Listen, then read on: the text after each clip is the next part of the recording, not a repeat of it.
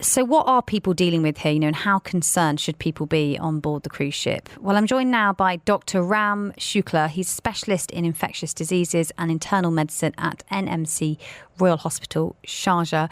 Hello, Dr. Shukla. Thank you so much for joining me on the agenda today. Good morning. So, hantavirus, how's it spread and what is it for a start?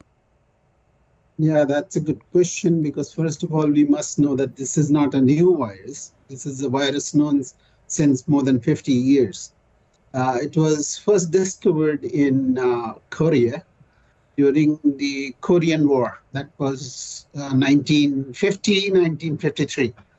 A lot of troops died there and because of the hemorrhage. So the discovery took nearly 20 years, and they identified Dr. Lee and his group, the virus now, which was extremely new and novel virus unknown to us.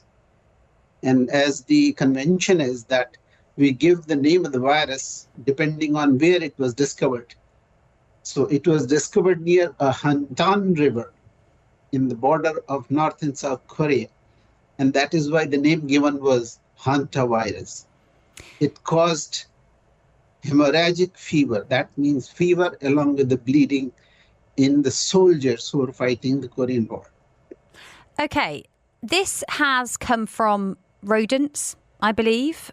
How is it? That's correct. Yeah, how has it got from rodents to humans on a cruise ship? So once we know the hantavirus, it was discovered in Korea, and after the discovery, then we found that this virus is widespread all over the world in different forms.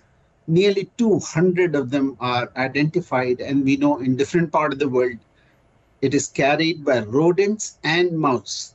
Okay, so it's come from rodents and mice, but then how on earth can it get onto humans on a cruise ship and then people be dying from it? That's correct. To understand, we should know that how the virus jumps from its own environment and comes in contact with the human. As you know, the rodents and mice are everywhere in the world, all over the world, and especially where we store the food and everything. You have juice cans and all those things. These mice and the rodents, when they come in contact with the food particles, they know and they usually accumulate there, having in the village, near the heart, near the houses, and all those things. So maybe a rodent has put its mouth on one of the drinking cans that then somebody on board the ship was drinking from, so it's being spread through saliva, essentially. That's correct. Now, as it is collected there, most of the time the urine and the feces and saliva, the viruses are so abundant in that secretions that when they dry up, the virus stays active for a long, long time. That is the issue. So suppose there is a can there of juice or whatever, and that can has got urine which is dried up. You open the can and drink it, and there goes the virus inside. Goodness me. So it's easy to spread then. What are the early symptoms if you think you've got it? Let me explain more how it spreads. It's not only by drying of urine and the feces. Anybody who enters that area which is contaminated by this virus, urine and feces, that aerosolizes. That means if I enter, the dust goes up, and then you inhale that dust, and along with that goes the virus, causing the lung problem. Okay, and so then so you inhale it as opposed to it come through your saliva, and then the very first symptoms would be what, doctor? That's correct. The symptoms take nearly 1 week to 8 weeks to develop. Okay. It's a very long incubation period, and that's very important to understand in the present context. The virus was inside the cruise ship itself.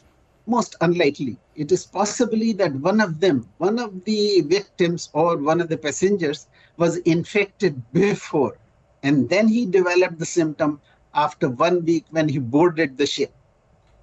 And obviously the problem with being on a cruise ship, they're like their own little incubator, aren't they? You know, when a very, very contagious bug gets on there, it's hard to eradicate them. How tricky is this going to be, do you think, for the cruise line to handle based on its nature of how it spreads very quickly? Now, there are two types of viruses in that part of the world where the ship was cruising. The first is the North America and then the South America. The North American virus is known as Sin Nombre virus. The Sin Nombre virus also causes same acute pulmonary syndrome. But the virus which is in South America is known as Andes virus. This ship came from Argentina. That means most probably it is Andes virus. And we know that Andes virus is the only virus out of whole junta family which can be transmitted from person to person. And we know that people have died on the cruise ship from this. Yes. So far, it's 3 have died. What is the mortality rate with it? Mortality rate is really high. It hovers around 4 people out of 10 infected usually have a worse outcome. So roughly 36 to 42% mortality in a patient if he doesn't seek immediate medical help. And are they patients with underlying health issues, or could it hit, me, who's touch wood, fit and healthy? That's correct. That is very important thing, that if somebody who already is immunocompromised, that means he's taking medicines for suppression of immune system like prednisones and all of the medications, anti-cancer medications, or somebody is pregnant, or third thing, very important, if somebody is having HIV.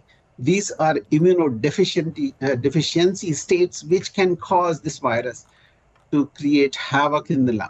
Okay.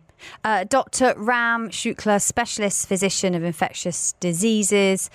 Thank you so much for speaking to me. You're also a specialist in internal medicine at NMC Royal Hospital, Sharjah. Many thanks for your time and joining us on the agenda today. Yeah, worrying.